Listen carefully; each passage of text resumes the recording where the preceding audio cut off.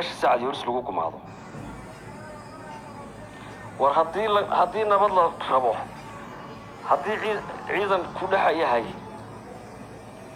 maxaa daraad loo qaban waayay tiknikada dadka shacabka lagu weerarayay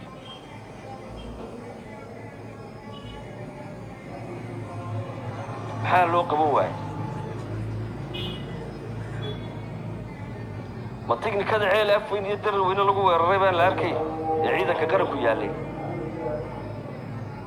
intuu arkayo ka qarna ka yimid ee reerkooda u soo gurmaday muxuu kanu arki waayay hadday meesha ka jirto cadaalad oo dhex wax loo qabanayo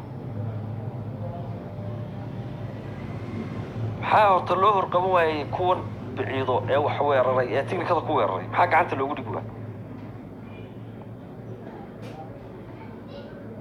markaasay sax aan lahayd haddii la yidhaahdo labada reerba tiknikadoodii waa la weeraraya waa la qabanaya taasaa sax aan lahayd laakiin ma dhicin reerna waa la naaxinayaa waa la ilaashanayaa waa la kabayaa waa la garab joogsanayaa reerna waxaa la rabaa in la gumaado oo awooddii ciidanka loo adeegsado waxaan leenahay muuse biixi xaqiiqiyan marka laga hadlayo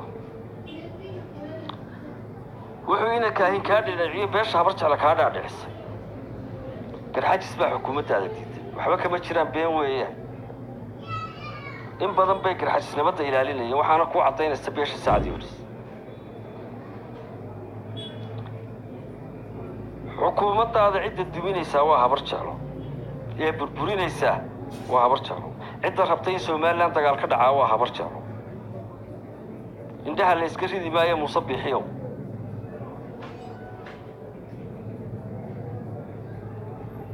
waxaa lagugu xidhay quful line binayna oo lagu yidhi waa garxajis suuska eeg waa been weeyaan